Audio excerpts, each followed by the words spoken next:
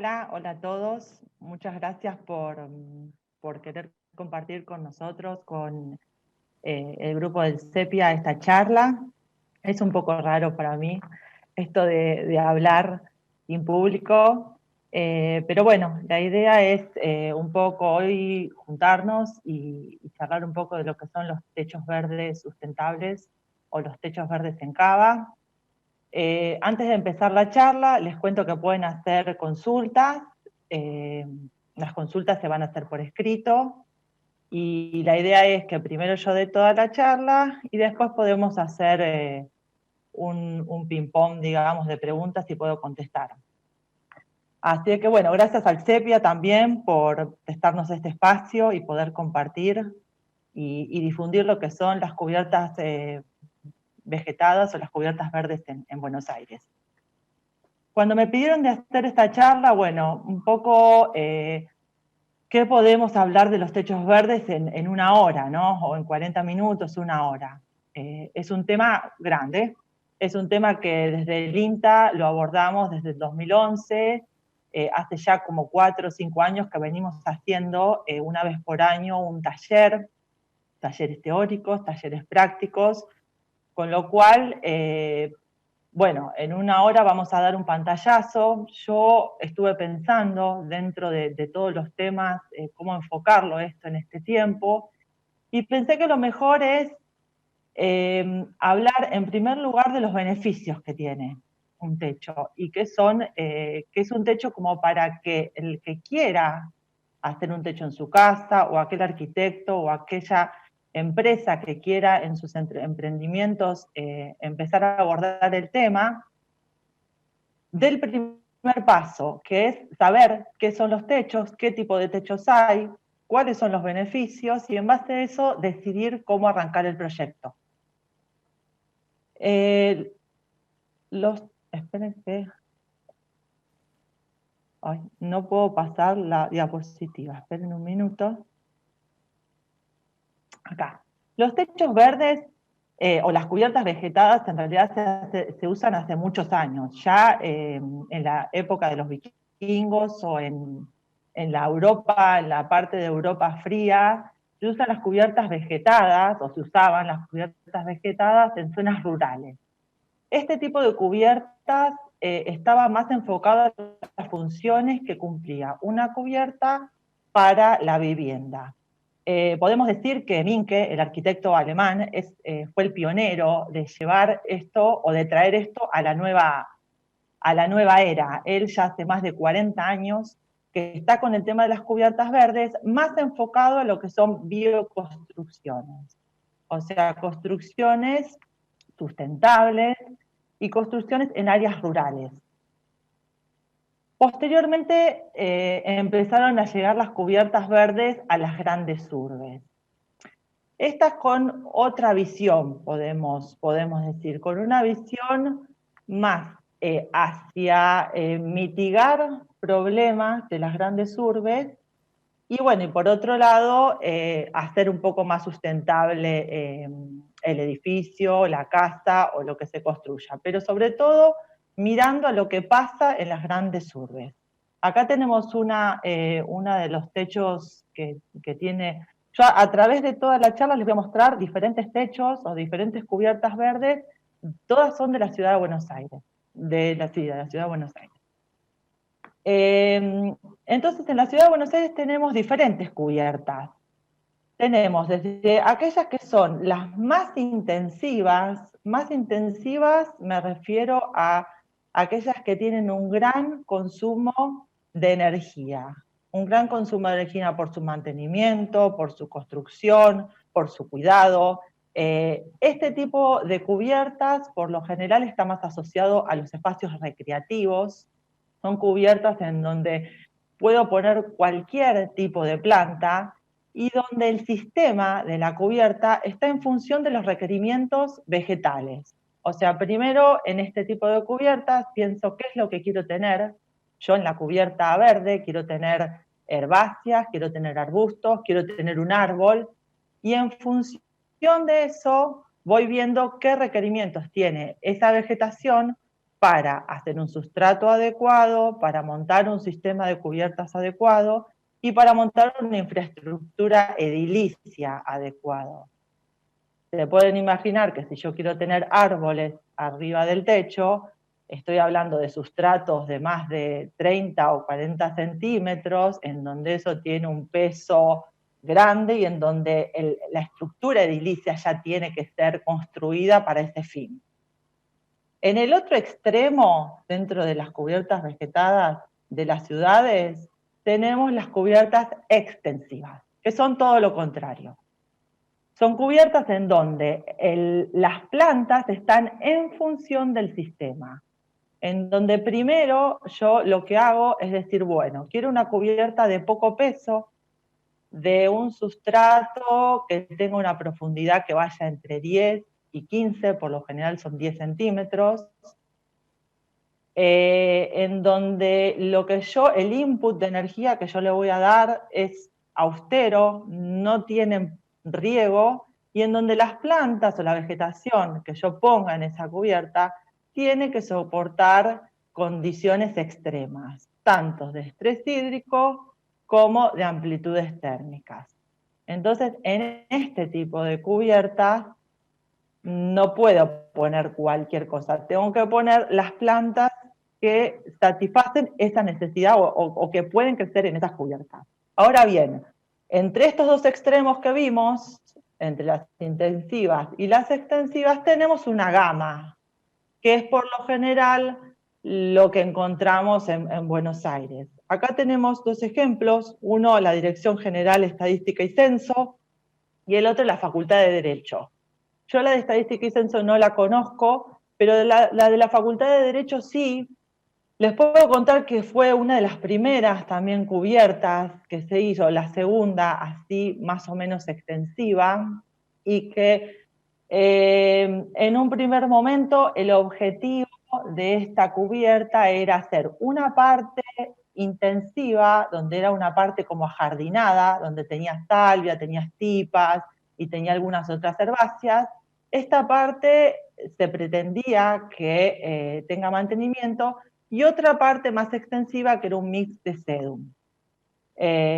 Como todo proyecto público, un año se piensa una cosa, después se dejó de cuidar y se transformó en una cubierta extensiva, donde en realidad hoy en día no tiene mantenimiento y va llegando a un equilibrio con un mantenimiento mínimo que se le da una vez al año. Entonces, este tipo de cubiertas son las que generalmente encontramos en Cava. Ahora bien, cada cubierta extensiva, intensiva o semiextensiva satisfacen las necesidades de las cubiertas verdes de diferentes maneras. Para eso lo que vamos a hacer es un pantallazo y vamos a ver qué problemas presenta la ciudad que están asociados a poder abordarlos desde este tipo de estructuras. Básicamente hay dos problemas bastante grandes. Uno es el tema de las inundaciones. De las inundaciones cuando hablamos de lluvias, de grandes aguaceros. Imagínense ustedes que hoy las grandes urbes son masas de cemento en donde hay muy pocos lugares de infiltración de agua. Básicamente las plazas, y a veces ni las plazas, porque las plazas mismas son cocheras abajo. Antes, cuando estaban las calles, por ejemplo, de ladrillos o de las calles no de cemento, digamos, que se podía infiltrar, o las plazas o las veredas tenían más verde, había muchos más lugares de infiltración. Hoy en día, básicamente, lo que cae por el agua de lluvia va por los desagües. Y el otro problema que tiene es el tema de la isla de calor. La gran masa de cemento hace que se acumule mucho calor y eso produce dentro de las grandes ciudades un aumento de la temperatura que llega hasta 4 grados más que en las zonas aledañas a las grandes urbes. Eso acompañado por pérdida de biodiversidad, derroche de energía, y el tema de polución atmosférica, emisión de anhídrido carbónico. Entonces, un poco mirando esta problemática, vamos a ver qué pueden llegar a aportar los diferentes tipos de cubiertas verdes. En el tema de la colaboración del control de las inundaciones y la eficiencia de las redes pluviales, las cubiertas verdes pueden actuar de dos maneras. Por un lado, disminuyen la velocidad de escorrentía. Esto es, retrasan la llegada del agua de lluvia a las redes pluviales. Quiere decir que cuando empieza a llover, la primera cantidad de agua queda retenida en las cubiertas verdes y después se va liberando. Este retraso va a depender principalmente de la cantidad de humedad que tenga la cubierta verde en el momento que llueva. Cuanto más seca esté, más va a retrasar. Este retraso puede ser hasta de 40 minutos. Y después, ¿de qué tipo de cubierta verde estamos hablando? Las cubiertas verdes intensivas, por lo general con una mayor cantidad de sustrato y con un sistema de techo verde que acumula más el agua, por lo general retienen más. Y por otro lado, es directamente el agua que queda retenida en la cubierta verde y que no llega nunca al desagüe porque queda o retenida en el sistema de la cubierta o es usada por la vegetación. Usada por la vegetación en esto de evapotranspiración. Queda retenida en el sustrato y después es utilizada por los vegetales. Entonces, de esta manera, las cubiertas verdes se transforman como en esponjas dentro de las grandes ciudades, ¿no? Una gran ayuda para lo que es el tema de las inundaciones. Siempre pensando en que haya una gran cantidad de cubiertas verdes dentro de la ciudad. El otro gran problema que estuvimos viendo es el tema de la isla de calor. La isla de calor, bueno, en el tema de las cubiertas verdes es que la cubierta verde tiene una capacidad de captar energía menor que el cemento o que la capa asfáltica. Es decir, los materiales tienen una medida que es el albedo, que es la capacidad que tienen de tomar energía y de emitirla nuevamente al aire. Cuando estamos hablando de que la capa de cemento, que el cemento o las cubiertas que no son verdes tienen un albedo de 0,08, mientras que las cubiertas verdes tienen un albedo de 0,25. Cuanto más cercano al cero es, más se calienta ese material. Cuanto más cercano al 1 es menos se calienta. Esto hace que un techo, por ejemplo, como vemos acá, en esto que les estoy mostrando, este es un ensayo que se hizo en una escuela de la ciudad de Buenos Aires, lo hizo el APRA, la Agencia de Protección Ambiental del Gobierno de la Ciudad, en donde se ve que un día de calor a pleno sol, la cubierta verde llega a unos 29 o 33 grados, esto es dependiendo si es húmeda o seca. Cuanto es húmeda, menos es, digamos, absorbe el calor, mientras que en la cubierta donde no es verde, donde está la capa asfáltica, llega a 38 grados.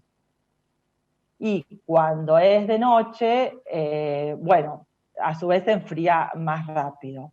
El enfriamiento, el tema en la vegetación se da, por un lado, por cuánto se calienta o no la superficie del techo. Y por el otro lado, es por la evapotranspiración que generan las plantas, en donde, además de calentarse menos, evapotranspiran y eso hace que disminuya más la temperatura. Entonces, básicamente, este es el sistema por el cual cuando uno en un techo tiene vegetales, ayuda a que no se caliente tanto toda la ciudad.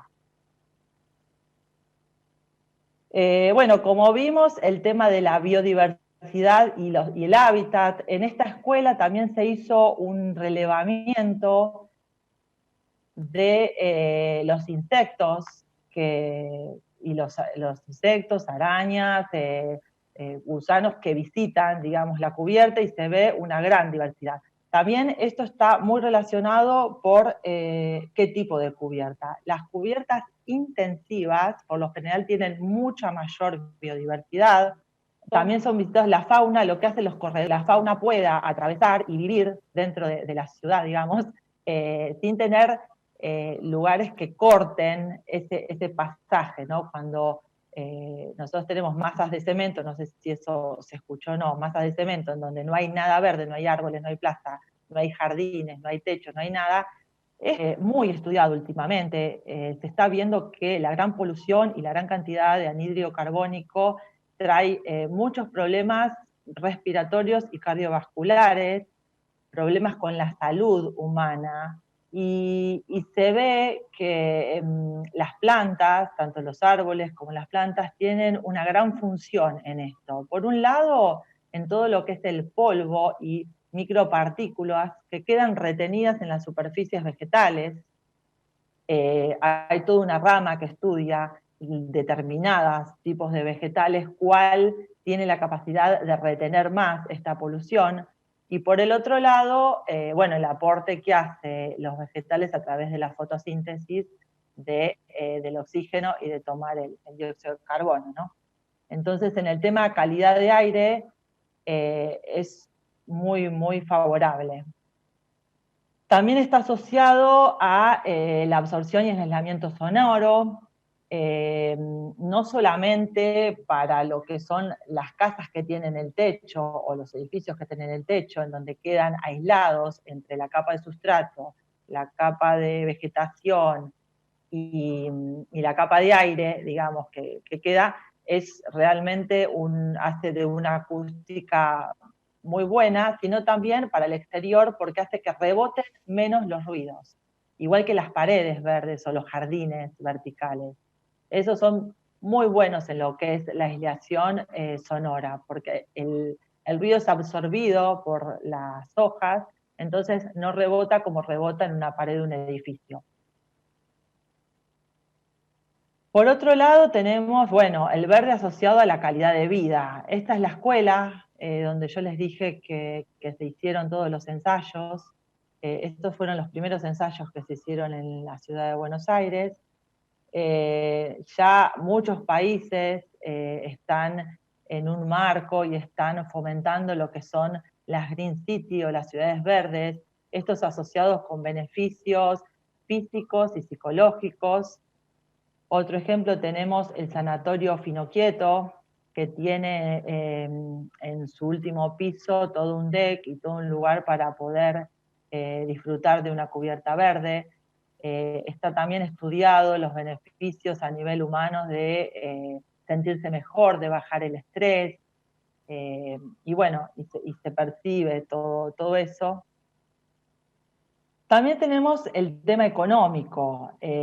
Bueno, hoy en día un edificio o un complejo habitacional que tenga espacios verdes, que tenga lugares recreativos, eso se valora muchísimo. Piensen que hay gente que no tiene acceso a verde, vive en la ciudad, vive en plena ciudad, los chicos van a la escuela también en un marco urbano.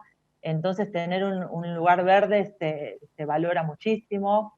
Por otro lado, tenemos todo lo que es el nicho comercial que abre todo este campo, ¿no? Productores florícolas, paisajistas, agrónomos, todo lo que hace al mantenimiento de estas cubiertas verdes. Y por otro lado, el tema del resguardo. Uno siempre piensa, uy, un techo verde, pero se llena de agua y empieza con las infiltraciones. Justamente los techos verdes, bien hechos, por supuesto, son los que menos problemas con filtraciones tienen y los que más dura lo que yo use para impermeabilizar. Al no estar en contacto, tanto lo que yo ponga, o membrana, o polietileno, o esas pinturas que se usan hoy, al no tener contacto con el sol o con las grandes amplitudes térmicas que hace que se empiecen a resquebrajar, estos sistemas impermeabilizantes, que pueden llegar a durar 1, 2, 5 años, con las cubiertas verdes pueden hasta triplicar su vida útil. Con lo cual esto también da una ventaja. También, bueno, está el reconocimiento y la responsabilidad ambiental. Si bien hoy en día se usan muchos, más que nada los intensivos, como les dije yo, en todo lo que son los complejos habitacionales, también hay empresas que certifican a nivel mundial para determinadas certificaciones que van hacia un apoyo a lo sostenible, certifican para LEED o certifican para hacer un edificio que reduzca la huella de carbono. El tema de las cubiertas verdes va en favor de eso. En la ciudad de Buenos Aires, cuando se empezó con el tema de los techos verdes, muchos edificios públicos alguna parte del edificio fue transformada en cubierta vegetal. Esta es la Defensoría del Pueblo. Y como último punto es el tema de cómo convive las cubiertas verdes con algunos otros sistemas de energías renovables, como por ejemplo son los paneles fotovoltaicos. Se sabe que los paneles fotovoltaicos tienen una temperatura óptima, donde se hacen más eficientes. Esa temperatura por lo general está entre 25 y 26 grados, con lo cual si yo los pongo en un techo donde no hay cubierta verde, el techo puede llegar a 30 y pico de grados y eso disminuye su eficiencia. Entonces se usa mucho cubiertas extensivas y sobre esas cubiertas extensivas los paneles fotovoltaicos. De esta manera se hace mucho más eficiente su uso. Bueno, teniendo más o menos un panorama de los beneficios asociados a las cubiertas verdes, el primer punto, si yo quiero poner una cubierta verde, es planificar. ¿Qué necesidad quiero satisfacer con la cubierta verde?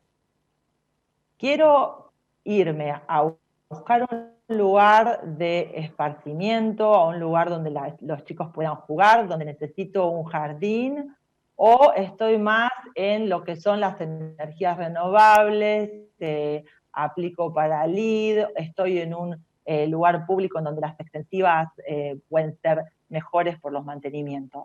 Eso es el punto 1, porque si bien todo tipo de cubiertas de alguna manera mitiga el problema de las grandes urbes, hay una diferencia entre las intensivas y las extensivas. Unas se comportan mejor para unas cosas y otras para otras, ¿no? Por el otro lado es, bueno, ¿en qué estructura edilicia estoy? ¿Estoy en un edificio ya hecho o estoy en un proyecto para hacer? Si estoy en un edificio ya hecho, ahí nosotros vemos, por ejemplo, el edificio corporativo de Allianz.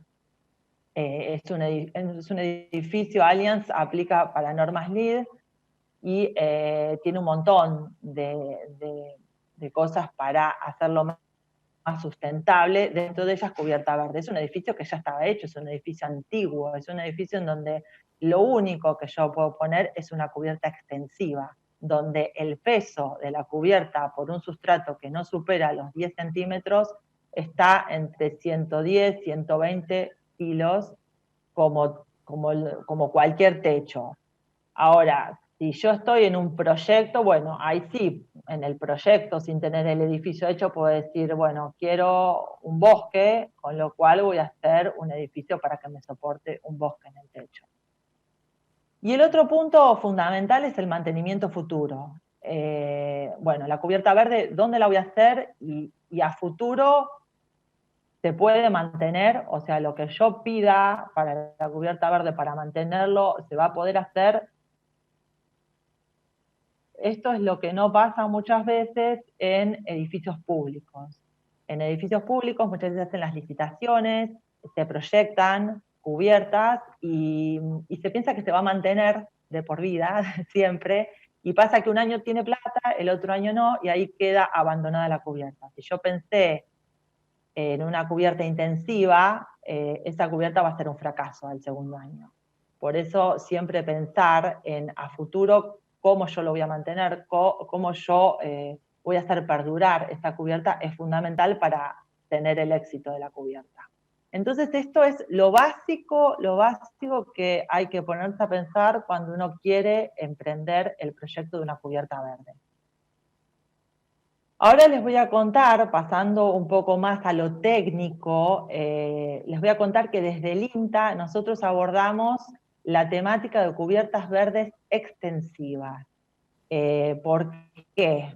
Bueno, el primer punto es por la demanda del sector privado. Nosotros allá por el 2011 tuvimos una demanda tanto de productores como de empresas constructoras, arquitectos, que querían empezar a hacer cubiertas verdes y en Buenos Aires no había mucho. Entre esos dos tipos de cubierta vimos que las cubiertas intensivas están satisfechas por el mercado. En las cubiertas intensivas se puede usar la vegetación que se usa para un jardín. Hay gente que tiene expertise en el tema, está todo lo que es el césped, que está muy bien desarrollado, y pensamos que la mayor carencia estaba en las cubiertas extensivas, en donde la utilización de sedum, la producción de sedum, no era conocida y no estaba explotada acá. Entonces pusimos foco ahí. Y por otro lado, las líneas de investigaciones hacia los sistemas más sustentables o sostenibles son las direcciones que seguimos desde el INTA, ¿no?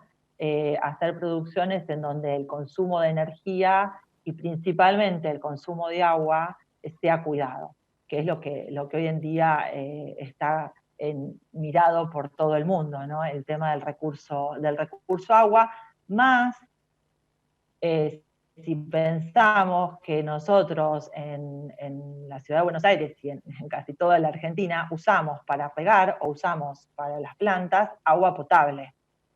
En muchos países hay sistemas de agua, se reciclan las desagües pluviales o determinados usos de agua de domésticos, en donde se usa eso para el riego, pero nosotros estamos usando para nuestros jardines y para todo lo que consuma el agua potable. Entonces, con eso, más todavía miramos el tema de la utilización o la necesidad de recursos hídricos para la vegetación. Desde el INTA nosotros abordamos esta temática de dos aspectos. Abordamos en estos años que pasaron el tema de sustrato para techos extensivos y el tema de la vegetación. Y en el tema de la vegetación en dos puntos. Por un lado, evaluamos variedades extranjeras que fueron introducidas a nuestro país por productores y que hoy se utilizan en los techos. Y por otro lado, buscamos germoplasma, buscamos plantas argentinas de lugares semiáridos que puedan llegar a ser utilizadas en estos techos extensivos. Con el tema de sustrato les voy a contar muy rápidamente así puntos, tips o puntos claves que hay que tener en cuenta para los techos extensivos. Acuérdense que los techos extensivos estamos hablando en general de 10 centímetros de profundidad, en donde el mayor porcentaje de materia lo da materiales minerales, o sea, materias inorgánicas. Y solamente la materia orgánica entra entre un 10 y un 15%. Acá estamos hablando de sistemas donde el peso es el peso que soporta cualquier estructura o cualquier techo ya hecho, ¿no?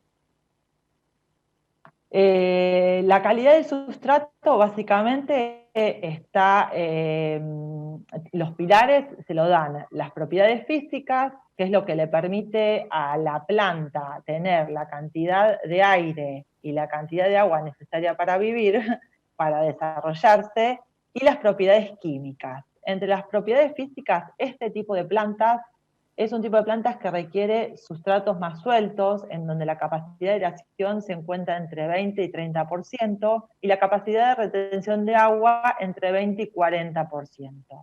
Este tipo de plantas no soporta los sustratos pesados, o los sustratos donde están mucho tiempo húmedos.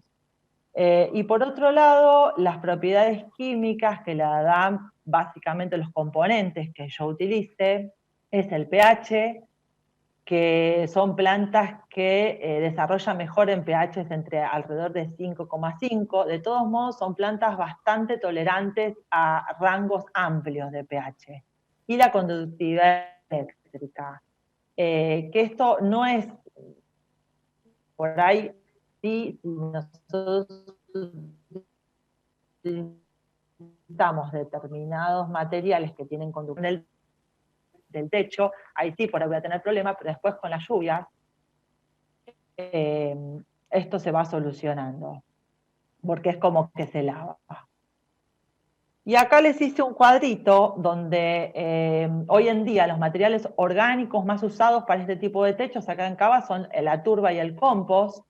Tenemos otros materiales, pero acá para Buenos Aires a veces no se consiguen, son un poco más caros. La fibra de coco, por ejemplo, es muy cara.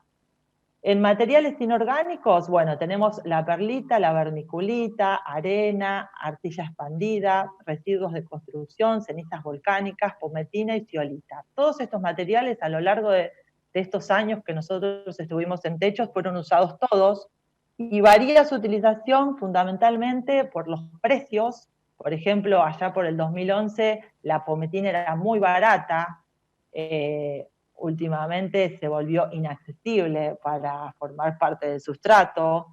La ceniza volcánica, nosotros tuvimos un aporte de cenizas volcánicas que vino de Bariloche en su momento, cuando tuvimos lo del volcán, pero bueno, hoy en día tampoco se consigue. La perlita es un material que puede servir para el arranque, pero no es estable en su estructura, por lo cual para un primer momento, para el arranque de las plantas puede venir bien la aireación, pero después se desintegra. Entonces, si pensamos en materiales que mantengan su estructura, no es muy buena. La vermiculita retiene mucha humedad, con lo cual el porcentaje dentro de los techos tiene que ser bajo. Tiene un buen intercambio catiónico. Y en el instituto hace 2 o 3 años se hizo un ensayo con residuos de construcción, pensando en que estos techos muchas veces estén asociados a lugares en donde el que lo va a instaurar tenga residuos de construcción, ladrillo molido y ese tipo de cosas, con muy buenos resultados. Esto básicamente, les cuento, se usó un tamiz, como tamiz se usó los mosquiteros, con lo cual se tamizó, se hizo como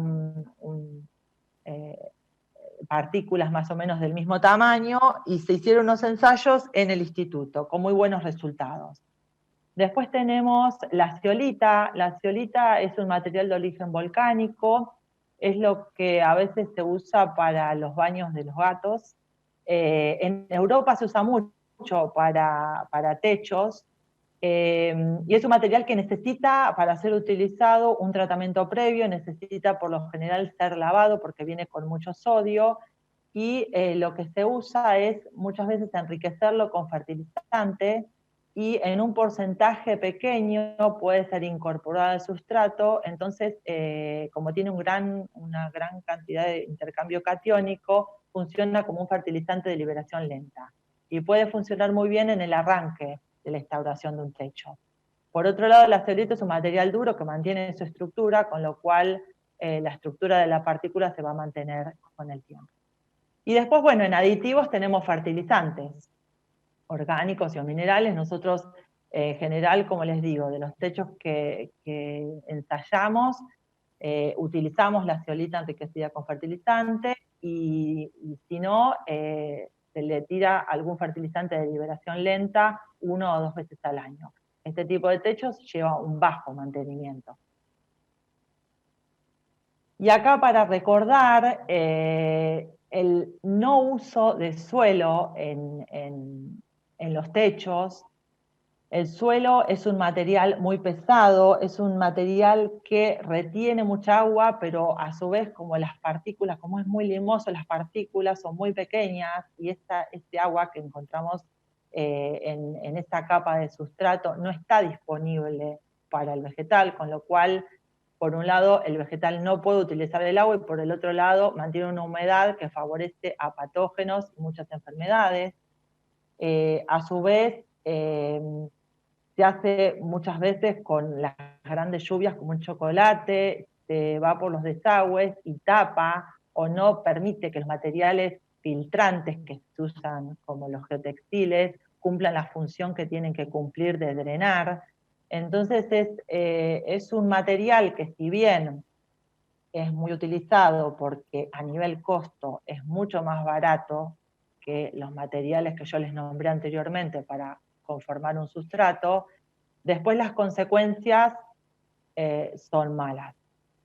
Nosotros hemos hecho un relevamiento a los 3 años de techos con utilización de suelo y con sustrato sin suelo, y realmente se ve el desarrollo radicular en estos sustratos con suelo es muy pobre, en donde se genera mucha humedad con las épocas de lluvia y favorece muchos patógenos. Por otro lado, el suelo que se usa muchas veces viene sin desinfectar, con lo cual yo estoy subiendo y estoy poniendo también un montón de malezas y semillas de otros lugares y enfermedades también.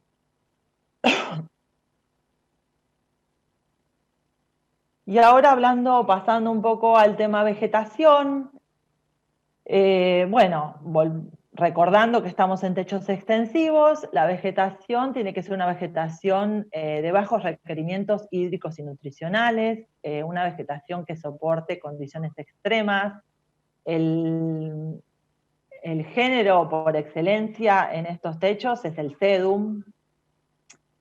Pero bueno, nosotros con algunos ensayos pudimos adaptar y estamos con evaluación de algunas especies nativas que, si bien solas no podrían vivir en estos sistemas, pero en un mix con los sedum forman un buen complejo vegetal. Por otro lado, hay que pensar que este tipo de techos no lleva un diseño como puede ser un techo intensivo, en donde yo puedo diseñar los colores o las plantas, sino es un mix vegetal en donde la cantidad de especies o de variedades tiene que ser alrededor de 10. Cuanto más variabilidad vegetal ponga, mejor, porque más estable me lo va a hacer al sistema. En cuanto a la densidad y la metodología de instaurar, acá en Buenos Aires, lo que se usa, en la ciudad de Buenos Aires, lo que más se usa es la plantación de plantines de varios tamaños. Hay algunos que ponen plantines pequeños, por lo general cuando la profundidad del sustrato es poca, y cuando lo permite ponen plantas un poquito más grandes. Y en el instituto el año pasado estuvimos ajustando una metodología que nosotros le llamamos TEPE, que son como baldosones, en donde nosotros hacemos crecer el mix vegetal en una bandeja. Eso forma una red radicular, que después eso se levanta y se pone como baldosones en el techo.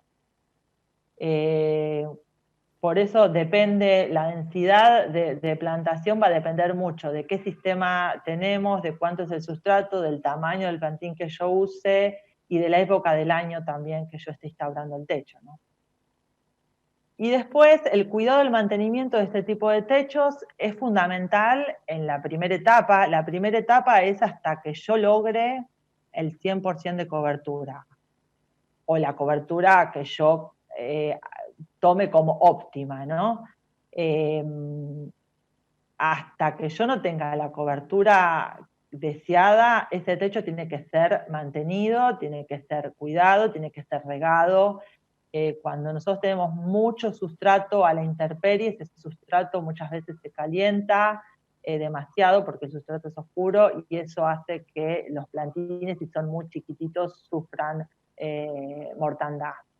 Entonces, en el primer año yo diría que es imprescindible cuidarlo. Una vez que la vegetación ya logró una masa radicular buena, que es lo que le va a dar la sostenibilidad al sistema, eso también hay que tener siempre presente que ver mucho vegetación arriba es muy lindo, pero lo más importante es que ese sistema tenga una buena masa radicular, que es lo que me va a permitir a mí que ante algunas adversidades de momentos muy secos o momentos muy calurosos, esa planta pueda llegar a dañarse la parte aérea, pero si la radícula, las raíces están bien, eso me va a permitir que el sistema vuelva a ser resiliente y vuelva a tomar fuerzas en los momentos buenos.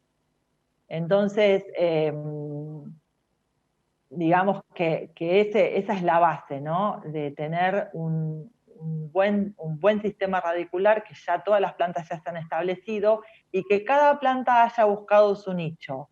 En este tipo de sistemas lo que pasa muchas veces es que las plantas durante el año, todo el año no es igual para las plantas. Para algunas plantas les favorece el verano y para otras plantas les favorece el invierno. Entonces, en épocas desfavorables, muchas plantas pasan resguardadas en plantas que les es favorable ese clima. Y después, en el momento que le toca crecer, ahí vuelven a surgir. Por eso se tiene que hacer como un ecosistema en este tipo de techos extensivos.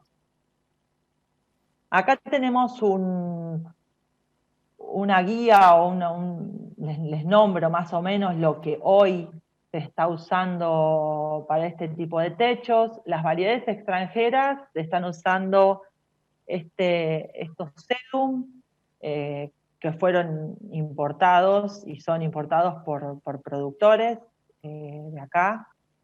Y en especies nativas hay estas 5 que dieron muy buenos resultados en los ensayos que nosotros hicimos y actualmente están siendo evaluadas en etapa comercial, que es la gonfrena, grajamia, bueno, tenemos 2 portulacas y un senecio.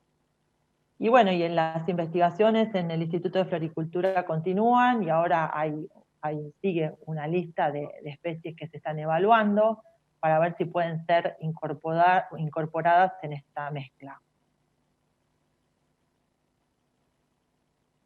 Y bueno, más o menos para ir terminando, para mí los pilares fundamentales del éxito de las cubiertas es, primero, identificar bien el objetivo de la cubierta y la capacidad a largo plazo de cumplirlo.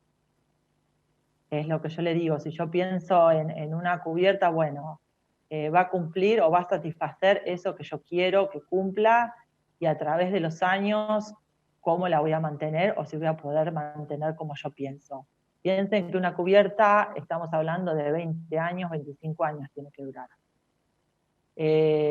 Por otro lado, la estructura edilicia, la impermeabilización y el drenaje son puntos claves para que el sistema funcione, para que el sistema sea realmente un sistema.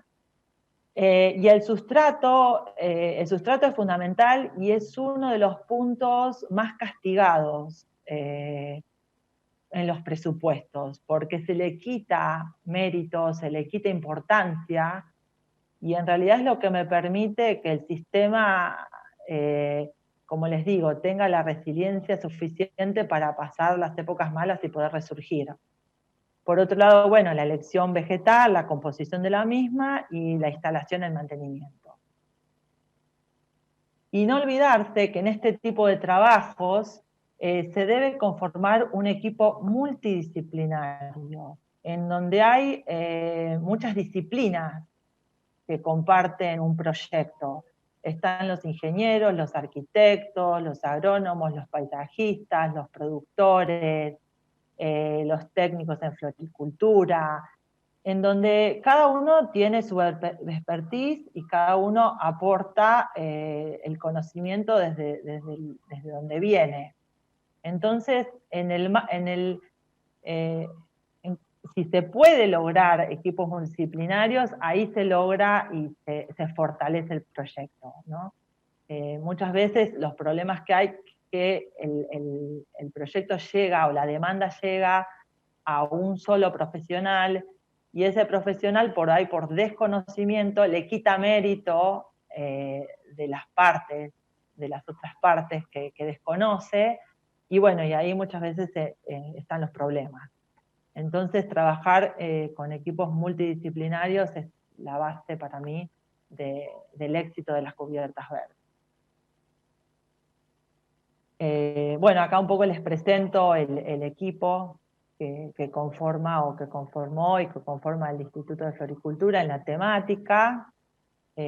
Todos hacen su granito de arena para poder avanzar con mucho esfuerzo, porque no es que todas estas personas estén focalizadas solamente en techos verdes, sino que hacen un montón de otras cosas, y una partecita la dedican a techos verdes.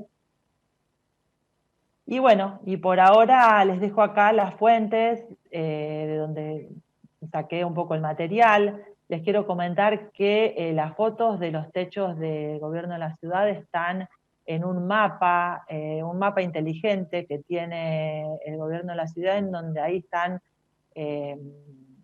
donde están identificados los techos verdes, techos azules y techos con diferentes sistemas de energías renovables, así de que bueno, pueden encontrar la información ahí.